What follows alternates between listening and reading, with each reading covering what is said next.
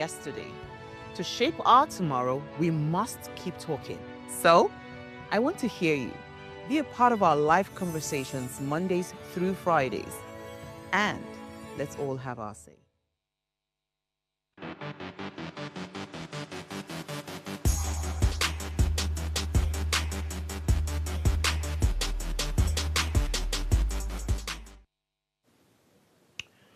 All right, so I'll start off the news interest today with the bills to give state control of mineral resources passes second reading.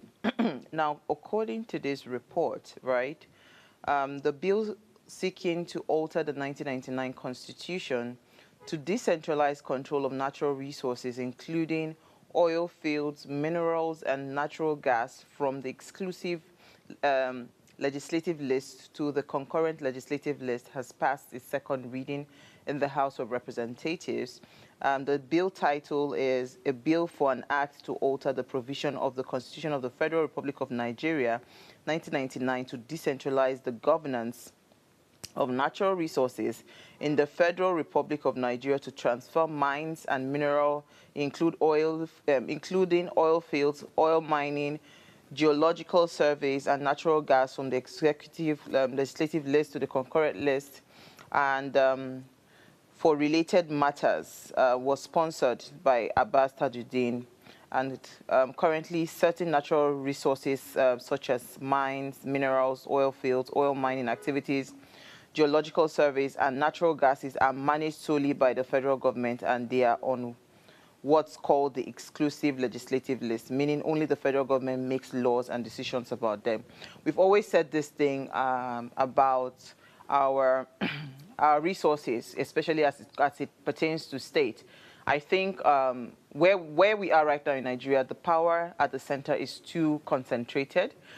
Things like this would help, separate powers, decentralize powers. Then states can become a lot more productive instead of this cap in hand situation that happens every time, at the end of the month, they go to the federal government, for allocations and all of that. If we decentralize power, then let them also have some level of autonomy to be able to control, the revenue. So it is no longer federal government giving them a portion. It is them making or generating income and giving a portion to the federal government. I think it just only makes sense. Remember the story I took yesterday on the Bayo Onanuga cautioning Obedient to be careful. So there's a new story that has come out. The Obedient movement, they've condemned what is described as Tinubu's administration's increasing descent into dictatorship, citing a veiled threat issued to Peter Obi, the Labour Party 2023 presidential candidate, by Bayo Onanuga, the spokesperson. In a statement, the group criticized the administration's response to Obi's recent comment at the colloquium marking the 60th birthday of the former Deputy Speaker of the House of Representatives, Emeka Ihedioha. At the event, Obi had warned against what he had called the growing despotic tendency of the current administration. And of course, the Obi movement, accused Onanuga of attempting to stifle free speech after the spokesperson dismissed Obi as a disgruntled politician and warned him to watch his mouth. The group are now asking, so watch his mouth, or what will happen? What exactly is Onanuga's plans? We'll keep our eyes on that space. And they are saying that they take serious exception to the uncouth threat by the choleric presidential spokesperson, whose antecedents as an instigator of intolerance and division is well known. Yeah, so they have written back to the federal government. Finally, I'll take the last story, then I'll go on a break. So remember the altercation that happened between Obi Ezekwesili and that senator. So she has come out to say that she has defended her confrontation with the senator.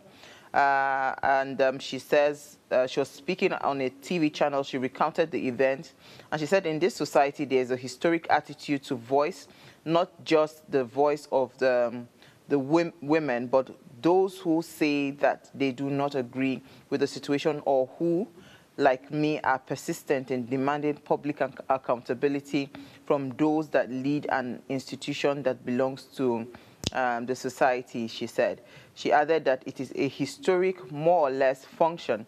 And so that attitude pervades the way our lawmakers are behaving. And I was actually very pleased with what happened yesterday, because now it is in the public domain that what women endure.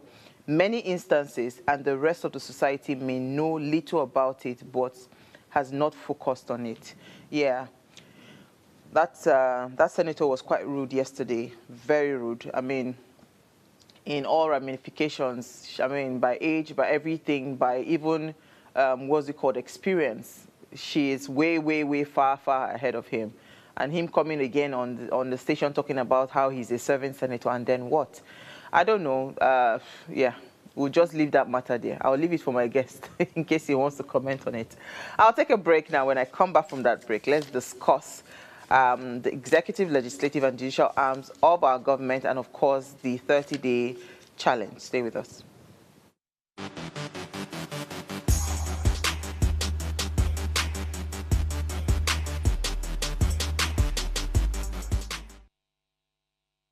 All right, thanks for staying tuned. Now, Nigeria is facing a crisis of governance as the executive, legislative, and judicial arms of government have become increasingly unresponsive to the needs and concerns of citizens. Now, this crisis of governance has far-reaching implications, from perpetuating poverty and inequality to undermining national security and stability. It is imperative that citizens demand more from their leaders and work towards building a more responsive and accountable government. Now, the executive arm of government has been several times accused of consistently demonstrating a lack of accountability with little to no consequence for misconduct or poor governance. They have also been accused of selective justice, where certain individuals or groups are targeted while others are protected. The executive arm seems to show a disregard for rule of law, with actions often taken without regard for constitutional or legal implication. Now, the legislative arm, on the other hand, who are supposed to be the watchdogs for the executive, seem to be failing in providing effective oversight, allowing executive arms to act with impunity. Heavily being criticized for lacking representation, with many lawmakers more focused on personal interest than the needs of their constituents. There seems to be a struggle to pass meaningful legislation, often due to internal conflict, personal interest, or external influences. Now, the judicial arm, which is supposed to now be the hope of the common man, isn't left out, as they have been accused of lacking independence, with judges often subject to external pressures or influences. The judicial arm has also been criticized for selective justice, where certain individuals or groups receive preferential treatments. This arm is plagued by delays and inefficiencies, leading to a blockage and backload of cases and lack of trust in the justice system. Now, all three arms of government have been criticized for a lack of transparency, making it difficult for citizens to hold them accountable. The government has become increasingly disconnected from the citizens, with many feeling their voices are not being heard. The cumulative effect of these issues have been an erosion of trust in government, with many citizens feeling disillusioned and disenfranchised. Hence the birth of the hashtag 30-day challenge. Now, joining me to shed more light is Omoyele Sowore. He is a human rights activist, and of course, I think he's a pain in the neck of the government. Thank you so much for joining me. Good evening, sir. Good evening. Thanks for having me. Okay, there's so much to unpack tonight because a lot of things is just going on. And again, I think with all the events that are happening in Nigeria, it didn't even, necessitate conversations like this. Let us start with the recent one that just came out this evening. The letter from INEC to, what's her name, Senator Natasha, saying that, the recall process, just after we had seen yesterday them saying that, there were some irregularities. So what changed? Is this also part of why Nigerians are feeling disappointed in this government? Well, I know that there's a lot going on in the country, and people have been disappointed with the government from day one because the current Nigerian ruler, uh, Ahmed Bola Tinubu, upon his being sworn in, declared war on Nigeria, economic war. They removed gasoline subsidy, and that was the beginning of the end for a lot of people. Now we have over 7.2 million uh, small businesses have collapsed. Many companies have also gone belly up because they cannot just afford the cost of production. They can't afford to maintain their businesses. So this is just one of the many infractions, and where you can divide infractions into political and economic. But the economic one is the hardest on our people, Nigerian people, and that ultimately has brought bad blood against the government. So this might just as well be part of it because now they're just opening all kinds of fronts of warfare against the Nigerian people. So this time it's a female senator who's one of them, or who's supposed to be one of them, who's been thrown under the bus by a misogynistic, male-dominated Senate. Absolutely. All of this conversation around the 30-day challenge started with a young girl's video. And thank you for being there for her, because I believe that if you did not support her, maybe the story would have gone a different way, based on how, she started receiving all sorts of threats. I have always said that whenever a government sees an outcry like that, why are they so quick to think it's an opposition that is sponsoring that? Why are they not so easily, processing the fact that it's just possible that this complaint or this outcry is gaining so much momentum based on the fact that it is a collective pain that people are feeling? Every time they just feel like it's an attack on them, but they are not thinking that this might just be a collective pain of the people. But the hashtag 30-day challenge has started. And I've seen a lot of videos. I've seen so many people throwing out all of those videos. But you see, sometimes I'm very wary about things like this because I keep on asking, how will it change when you have an unresponsive government? Now, it's not even just a government. It is, so normally we're supposed to have three arms of government that if one, say, the head is not checking well, somebody else is supposed to checkmate, and all of that.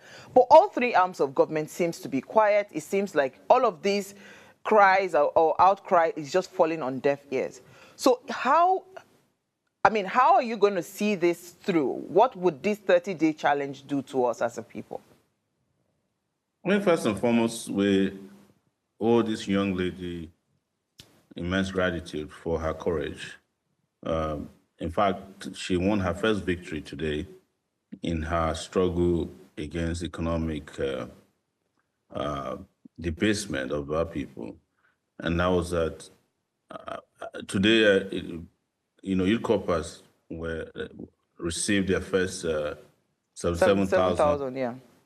Yes, allowances that was promised by the government, which they hadn't paid for a long time. And but she indicated and that she would like to see this go just beyond being online. I also have my issues with ranting online without taking action offline. And I've spoken to her recently, and she said her greatest worry is that this rant might just become so so inane. It may not. People may just not take it beyond that, and she would like to see this become an offline movement, not just online. Because you can rant all you want. The government is impervious to rant. They don't care about it. They don't listen. But if there's some kind of aggregated movement that can consolidate and work around the movement that's coalesced around her own position, she would love that, and that's what I would love to see. Anything short of that would just be a waste of 30 days of ranting. So, but I'm aware that some actions are being planned. I'm aware that the Take It Back movement is planning an action for April 7th, and we'll see how that goes. April 7th is not exactly 30 days, but 30 days is just a generic name for the rand. But this has to be taken offline for it to have its maximum impact. So now I'm more scared because when you say take it offline, what is the meaning of taking it offline? Because offline was NSAS, offline was end bad governance, right? And we all saw how that went. So I'm just kind of curious, Well, what exactly is it's in the offline? past. Offline is complete revolt and resistance against what has become a death knell on the people. You know, maybe you're not affected directly, but I'm sure even if you're doing well, you have family members who depend on you, and you know how that could be. Everybody wants you to support them. You know, you're like the medical insurance company for your family if you have a little. You are the student loan for them if they're going to school. You are the pharmacist if they need medicine. People are suffering in this country, and there's nothing in place to fix any of these economic challenges. And you see what each time people cry, they bring more pain. Look at what is happening with data right now. The cost of just buying data is unbelievably insane. If you're in the electricity sector where they put you in band A, you know what it means. It's just outright extortion. And then the take home pay for workers is still 7,000, I mean, it's 70,000 naira. And how do people survive on 70,000 naira when a bag of rice is 120,000 naira per bag of rice? So people are suffering, and this ultimately means that they have to take their destinies in their own hand. Offline means offline. People are going to have to put boots on the ground. People have to engage in direct action. Uh, and the fact that you had NSAS, you had bad governance, is not a reason for people not to fight to liberate themselves from this kind of bondage that we're in. Absolutely. Yes. So I saw a tweet by a Dr. Ife Anyebo, and she said something very interesting. She said Nigeria currently has 55,000 licensed doctors for a population of 220 million. And she then wrote, "This is an emergency." Recently, we saw the state of emergency declaration on River State. I personally don't think whatever that was going on warranted a state of emergency. It still then went further to then suspend elected officials of the government. And we saw the role that the legislative arm of government played, in supporting the move by the president. This gives me a bit of concern and worry that it seems like, whatever it is that the country is going through right now, we might never find a solution, we might never find a headway, because it seems everybody's just, we're all one in one big pot, and whatever the president says is what every other person will just fall in line.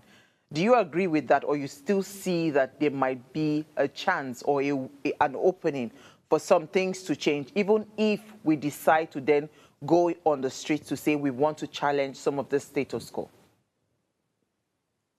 I think people must understand that the kind of status quo ante we're in is not just a status quo ante, it's actually a cul-de-sac. You know, you're like trapped in a box. You can't move, you can't make progress. That's the reality of Nigerian situation right now. And it is impossible that this is going to change going by the attitude of those in power. What they keep doing every day is to show to you that they're not only in government, but that they're in power. What they did in River State, for example, is just not, some status quo ante. It is impunity where you wake up and say, look, I want to get rid of the people who are democratically elected or selected, as I like to refer to them. They are still the government that was recognized. And then you put a sole administrator, and then you give him money to spend that ought to have been used by people who are entrusted with power. And then you say, you give the populace a middle finger when they complain. That is to show to you that they are doing this on purpose, and they're doing it to challenge you to, to say, catch me if you can.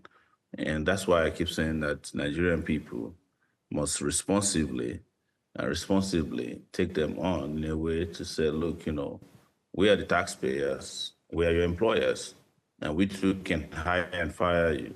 You look at the state of emergency that was declared in Rivers and the excuses given for it. Everything they said about Rivers exists in bigger dimension, on a bigger scale within Nigerian state itself. Insecurity has grown. You saw the news about an army base that was overrun by terrorists like 3 days ago in Borno. You see boundary expanding all the way to Enugu. You're seeing kidnapping everywhere in the country. You see an economic emergency facing the Nigerian people. So where should the state of emergency be declared, Rivers or Nigeria? It would have made logical sense that you declare that. And if it is logical, we should also have suspended the president and his vice and the National Assembly as well. But what has happened recently is what they call state capture, in which all the arms of government collapsed into one conspiratorially against the people, to just deny the people checks and balances, a space for justice, and it becomes a mafioso. What you see in Nigeria is what you find in states that are run by mobsters. Like, it's unbelievable. But it's up to Nigerian people, like I keep saying, to bail themselves out. Nobody's going to do it for you. Okay, so speaking about the Nigerian people, the challenge I have, I think it was last week, I raised a topic on how poverty and ignorance has been weaponized in this country. It's still a big deal. We can't ignore that very huge, fact, because as it stands right now, people are hungry and people are poor and people are ignorant, right? So it doesn't seem like economically the government is even willing to change the status quo, because they also need the people to stay poor, to stay ignorant, to stay hungry, so that when it's time, and I say jump, the question would be how high. Nobody's going to question, why am I jumping, right? So when you say that it still lies in the hands of people, now, these are the people that is supposed to go against the people that are paying them, the people that have enough money, because you and I know that politics is a game of money in this country.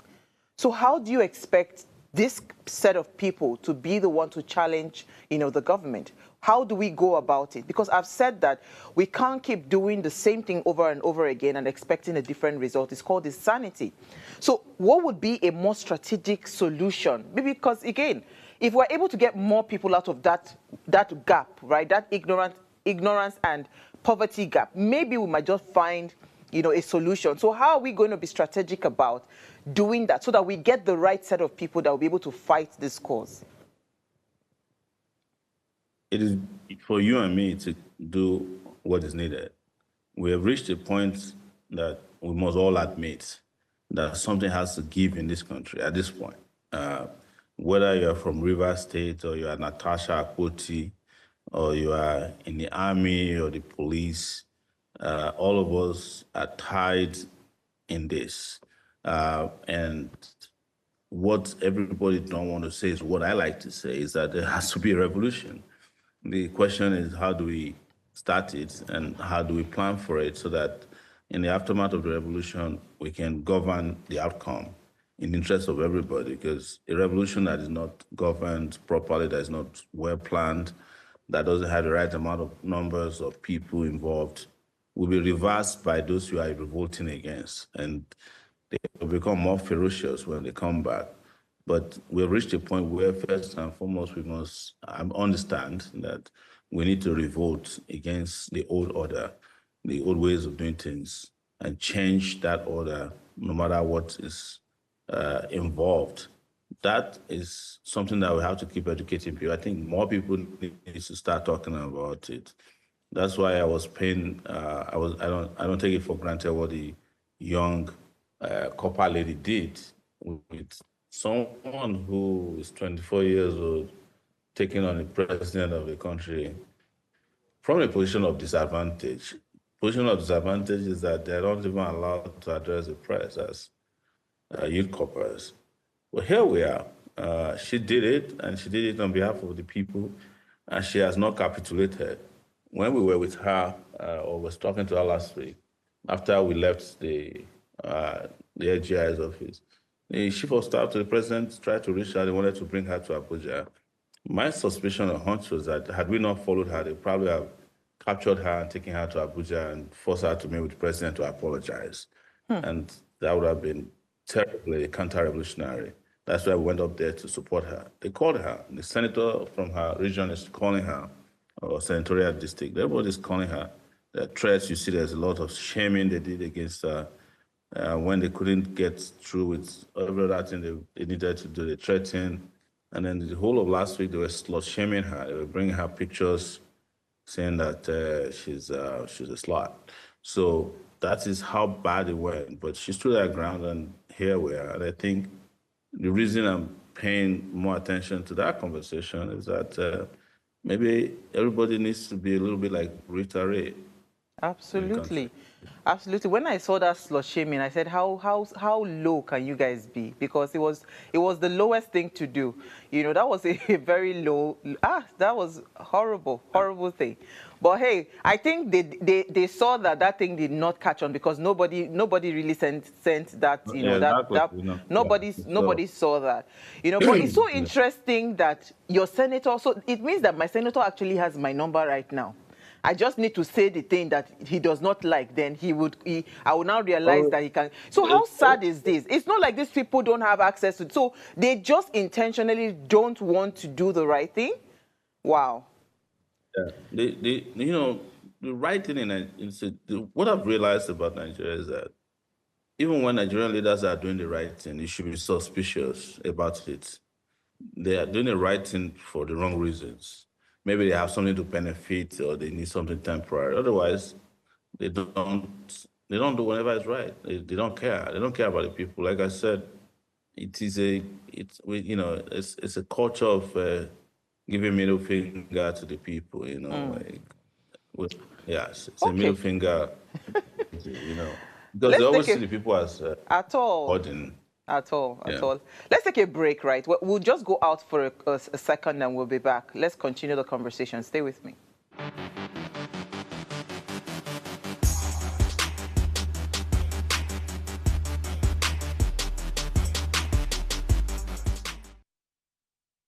All right, thanks for staying tuned. If you just tuned in, we're discussing 30 days challenge, and we're asking an unresponsive executive, legislative, and judicial arm of government. So what do we do? Now, let's hear what you have to say. Remember, you can join this conversation. You can send us an SMS or call us on WhatsApp on 081-803-84663. You can also call the regular phone line 07025007749 or 07014242420. Let's hear what you have to say. You can also join us via video. So just send an add me to the WhatsApp line, and we'll add you as well. So before we went on a break, right, of course, you know, I was just saying how interesting it is that these people have our numbers. And yet, it is only when something like this goes viral that they remember that, okay, they have a people to call or communicate with. But you see, one of the biggest things that can ever, since these three arms of government seems to have failed, you know, the other part that is supposed to checkmate any government in power should be the opposition. And I know that this current government, when they were opposition, they did a fantastic job. In fact, you know, a lot of us, we were being used as tools to even take out the government, and we did not know that we were part of the, you know. But this is it. They did a good job being opposition.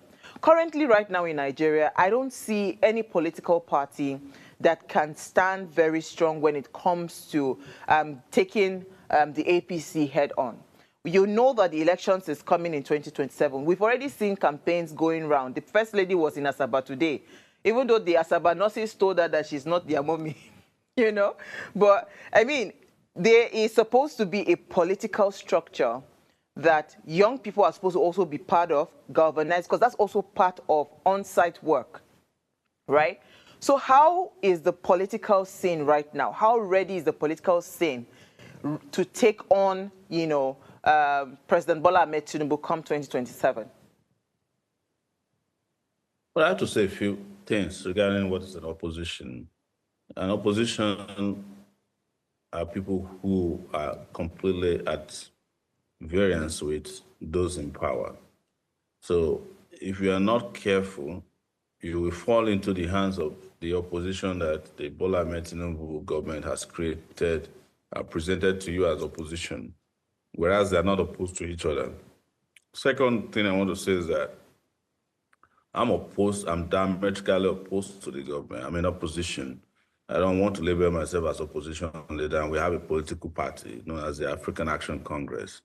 We have a movement known as the Take It Back movement. The Take It Back movement organized revolution now in 2019, started NSAS, organized last year, and bad governance. So you cannot say that opposition don't exist. But I understand what you're trying to say is that do you have an opposition that has the wherewithal, especially with regards to money and money bags? And structure. Yes. You see, when it comes to structure, structure is money too. Structure is money. I have participated in 2 elections in this country, and I can tell you that even when they asked us to submit party register to INEC, the APC did not have a party register because in reality they don't have members. The people they call their members are people who are hired when they have rallies, pay them off, and you can really find a person who can show you an APC membership card. Very rare. You can try it. You can really find a person who can show you a PDP membership card because they don't have structures in reality. The only structure they have are these monetized, fast food-like structures where we get to somewhere, we package something together, we present it as a structure, they make clothes and ask people to wear them with their logo. After they're gone, and people wear the logo and clothes of the next party. Those are not structures. These are transactional structures. So, but the third thing I want to say, and which is important, is that structures for getting power is dependent and with the people. If the people want to liberate themselves, they'll create a structure for it. Everybody will become the leader in his street, or online or offline. So these people don't have any structures that you can refer to in the sense of political structures, because I have been in countries where political structures really exist. In the US, you know who is a Republican, who is a Democrat, they're registered, they have a name, you can talk to them. They have ideology, they have things they believe in. Some believe that, they believe in abortion, the other people don't believe in abortion. Some believe in free education, some other people don't believe it. So those are the kind of structures you're talking about that, that are weaved around very serious and substantial issues. Those things don't exist in Nigeria. So the only structure that you are left with is just how much money you can throw around on election day or election week. Yes. That's quite an But people can interesting. change that. Yeah, go ahead. The Nigerian people can change that if they want in a matter of seconds. At least we saw what happened in 2023 general elections. When the candidate said, he didn't have any structure, but yet we saw how people galvanized and became the structure. Okay, let me take Loma. Good evening, Loma. You're live. Go ahead. Thank you. Go ahead, please. Good evening, Omoyele Sowore. I'm happy that I'm talking to him today, all of you today, on the street. This Loma from Abia State.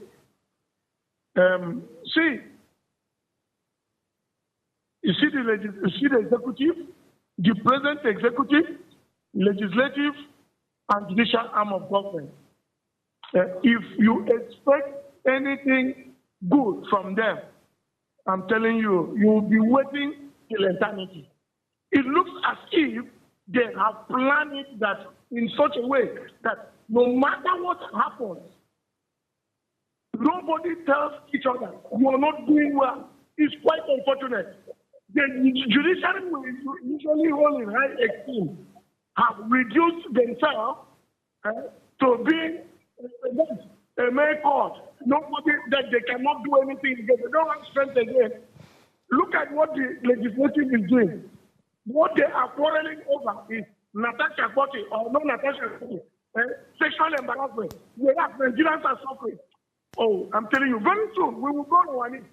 God will start visiting these people because we need to pray that God should take away all these people out from them. Spiritually, physically, I'm telling you. Because these people are not doing well for Nigeria. Thank you. Okay, now, when you're talking about the present administration, heavily led by Tinubu, it has people that look like opposition, but they are supporting him here and there. But I'm really supposed to tell them, they're opposition members, real opposition members. If you really want to take over this country, I'm telling you, remember what happened in 2023. Make sure you get a Southeasterner, a strong Southeasterner, and support the strong Southeasterner. Because if you fail to do it, every opposition against you in 2027 will fail. I'm telling you this. Okay, thank you, Loma, for your call. Omoyele Sowore, do you agree with him about the Southeasterner candidates? I don't play regional politics. I don't play ethnic politics. I don't play religious politics. I believe that what is important is someone who has vision, who is competent, and who can lead this country in the right direction and give us peace, prosperity, and progress. Whether he comes from the South, East, North, I don't play those kind of politics, and I think this is one of my signature attitudes to politics. We've shifted, we've rotated, we've moved around all the regions. As long as we don't have good people, it doesn't matter. So I don't respond to those kind of sentimental or provincial attitude to politics. Okay, fair enough. So how do we structure ourselves well enough to become that accountability and what's it called? I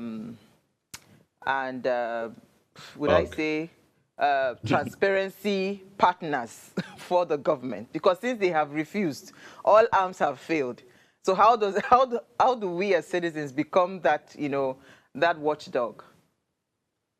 The reason why all the arms of government are failing is because Nigerian people have failed to hold them to account. I mean, family, because the biggest arm of government is the people. So, and the people can decide that the judges should do their job. They can decide that the legislators can do their job, or the executive.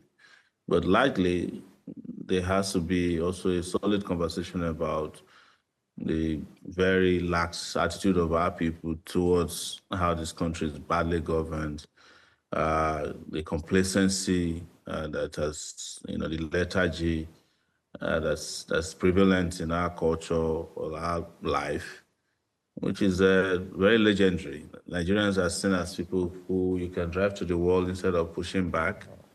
They'll drill a wall and go in. Drilling through the wall. So that has to change because the most dangerous thing that we're faced with is that the guys who are in power now, they have seen it all before. They've been in government, they've been in opposition, they have engaged in a lot of political crimes in their lifetime and gotten away with it. So they're not like your regular politicians who are concerned about complaints. Sometimes I divide it into the definition of immorality and amorality. These guys are not immoral, they're amoral. Yeah, so they just don't care. They don't care whether the things are good or bad. It doesn't matter. Okay. They're here for transaction. That's what they're facing, is sharing national loot. They're doing what people who capture states do. You hand some part of it to your friends, some to your cronies, some to your son, your wife, your daughter. Yeah, that's where we are. Okay, so we have about a few minutes to just wrap up this conversations. Two things I would like for you to touch on before we leave, right? INEC and the electoral reforms, right? What do you think can be done in that regard? Because some people have argued very strongly that until we really hold INEC and make it truly an independent body, some of these things will not happen. That's one. Secondly, what do you think about strong voices collaborating, because again, I see that when it comes to political restructuring, political coalition, or Alliances. what do they call that word? Yeah. You Alliance. yeah, you see a lot of personal interest at play at some point. The one thing that I respect President Bola Ahmed Tinubu for, he knows how to put his personal interest aside for the bigger picture. But I don't see so many politicians, having that same sense, because he is able to keep his personal interest aside. You say, okay, you know what, let us push this person forward. My own is coming in front. But you see, if anything has to happen, there has to be that collaborative effort, to come together as one big party then against the APC in 2027. So INEC and the collaboration. Do we have a call? Okay, Pastor Ladipo, you're live. Please go ahead. You have a minute. Okay, good evening. Good evening. Omoyele Sowore. And Good evening. Kotigaka. Ayema Fuge. How are you, Bami? Now, my take is this. INEC and the judiciary, they are major challenge that we are facing. Because I look at what is even happening presently now, especially with the recall of this Natacha Akoti. There are live videos that these guys are up to something. And yet, INEC was the one that gave them the clue that, okay, you miss this, go and put this in order. Go and check. Is it wise for you to direct somebody who has failed? Now, every one of us, if we are going to form a position, we need to face INEC and the judiciary, because once INEC decides, the judiciary endorses. And you look as if there is nothing we can do. So for me, it's so painful that we have such an institution. In those days, when judges come out, people know that judges are coming out. Today, you already know the outcome of some issues before they are decided. So the major challenge now we have beyond the politicians are INEC and the judiciary. What do you have to say about that? Thank you. All right, thank you so much, Pastor Ladipo. Yes, go ahead. Well, with regards to INEC, I think a lot of Nigerians kind of misdiagnose electoral rigging issues or irregularities by placing it firmly only on the doorstep of INEC. INEC is just one of the branches of the electoral heist that happen in Nigeria. There's no electoral rigging that doesn't involve the military, the police. INEC is just the body that helps to collate what these other bodies must have come up with. And it is the reason why I've said to people that the electoral system in Nigeria has gone beyond reform. It requires a whole total overhaul. And any attempt to reform it is just another waste of your time. You see, they can come with another electoral law or act, as they call it. They have it every 4 years. They can add another machine to it. Last time it was finger, Beavers. Before Beavers was something hand reader. Oh, yes, card readers, yes. And then it was Beavers. They always have fancy names to call it. This time they can go and bring another machine. Those machines are never going to get you free and fair election. It is the people who will decide to vote and massively and stand by their vote.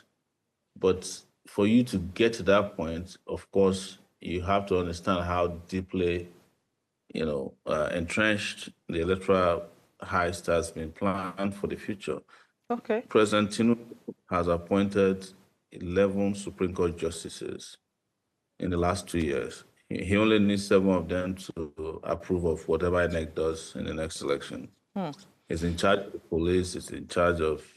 They are now planning to change the INEC chairman, and it's going to come from one of the persons who know how to rig election like nobody else has ever done.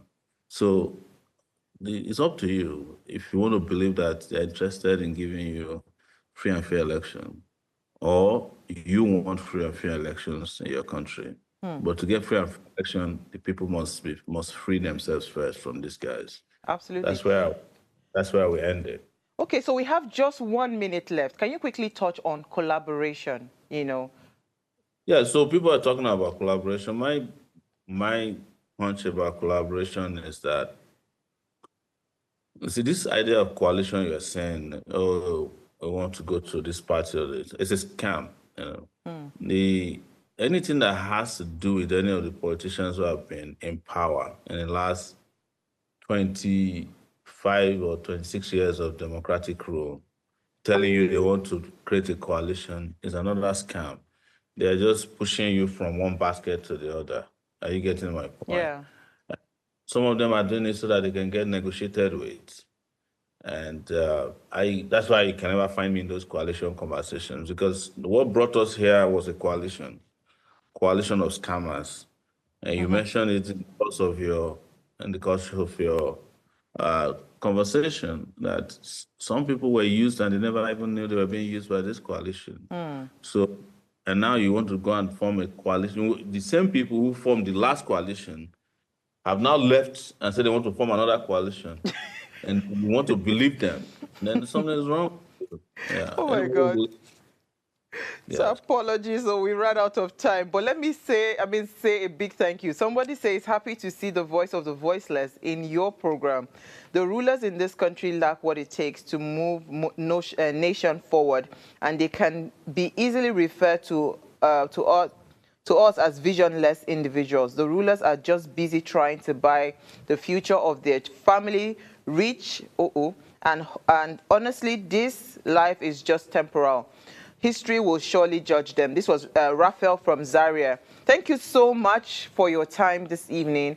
We're hoping that we'll be able to keep up with the hashtag 30-day challenge and also follow through. Then hopefully we can have another conversation to see how far we're going. Thank you again for your time. Have a good All right, evening. guys. Thank you so much for watching. I'll see you guys tomorrow at 8 p.m. Enjoy the rest of your evening.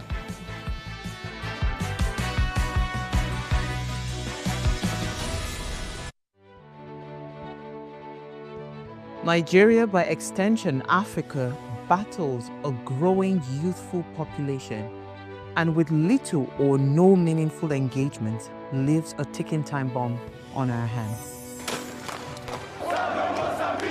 We are a blessed continent with great wealth, both in people and material. Our focus on ways remains driving conversations that affects us all. Topics in the news, social concerns, politics, leadership, governance, empowerment, resource management, conflict management, finance, SME sustainability, technological innovation, food security, health, education, brain drain, our well-being, citizenship, and much more. Our goal is to continuously drive these conversations, keep them burning at the table to effect a positive change, both for our nation and continent. Ways, what are you saying, has a secret ingredient that completes the conversation every single episode, and that ingredient is you. Our past conversations shaped our yesterday. To shape our tomorrow, we must keep talking. So, I want to hear you. Be a part of our live conversations Mondays through Fridays. And let's all have our say.